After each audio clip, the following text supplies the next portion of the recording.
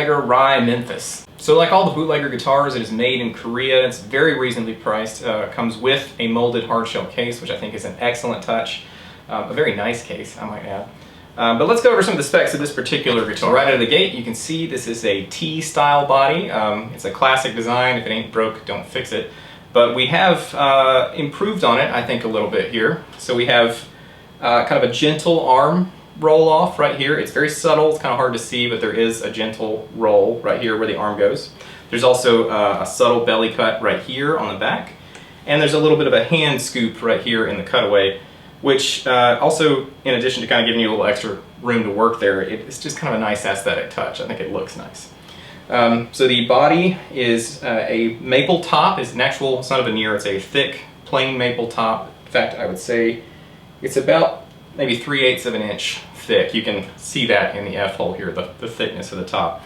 And speaking of which, it is a semi-hollow guitar, which you can see from the F-hole.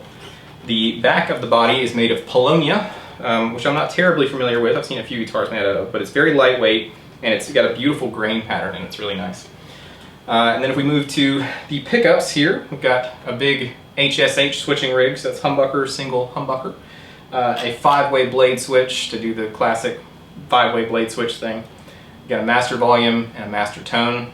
The master tone is a push-pull, so that splits the bridge and the neck pickups if you want that split coil sound. Moving on to the neck, we have a 4-bolt maple neck. It has binding around the fingerboard. It's this 2-piece maple neck, actually 3-piece because it has a scarf joint as well, but it's a really nice hard piece of maple. With a maple fingerboard, you got black dot inlays. This neck is actually a 24 3/4 inch scale neck. You would kind of maybe expect a 25.5 inch scale neck on this style guitar, but it's a 24 3/4, which to me makes it just play a little nicer, a little easier to bend. It's my personal preference. It also has a 16-inch radius, which is a good bit flatter than like a Fender or a Gibson style neck, which is very cool. You have a tilt back headstock, which is a nice improvement, as well as 3-on-3 here with a really straight string pull through the nut, so your tuning is terrific, which is excellent. Grover tuners, again, very nice touch. So, I don't know, it's just a really high-end looking and feeling guitar, and it's got all of the important stuff in it already. You can kind of, this is a guitar you could sort of tweak and modify to your liking with little things, but all of the bones, this is really good bones. I mean, this is a great kind of gigging guitar. So let's check out some of the sounds. Alright, so I'm going to start on the clean channel of my Blue Guitar Amp 1 Iridium Edition. I'm running into my Fat Cab over there off the screen. It's just got a single SM57 microphone on it, so just, you know, kind of in the room sound. And we'll start with the bridge pickup and humbucking, and I'll go through all of the pickup settings and you can hear what it sounds like.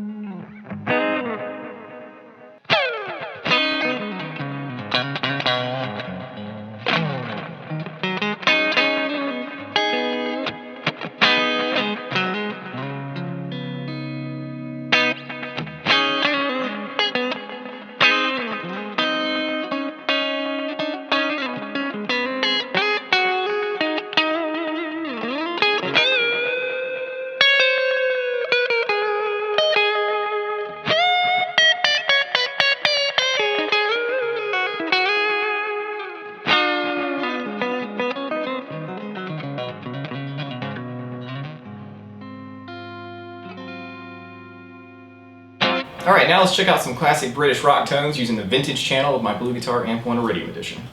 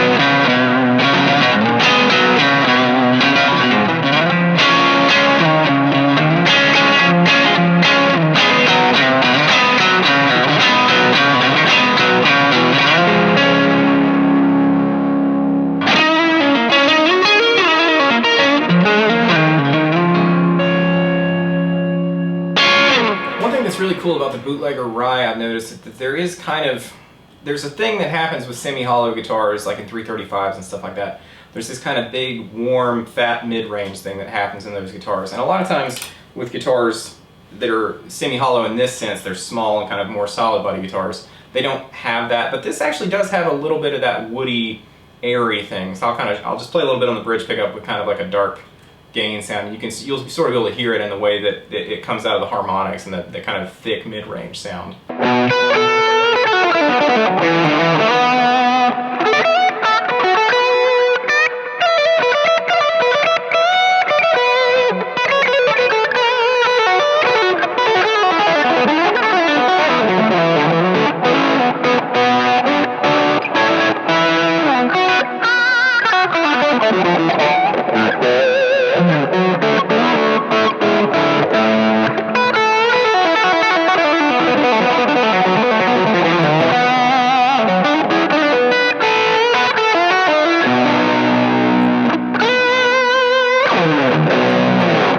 Now I have to say, when I was first checking the guitar out, a lot of those other sounds I kind of would have expected out of this guitar.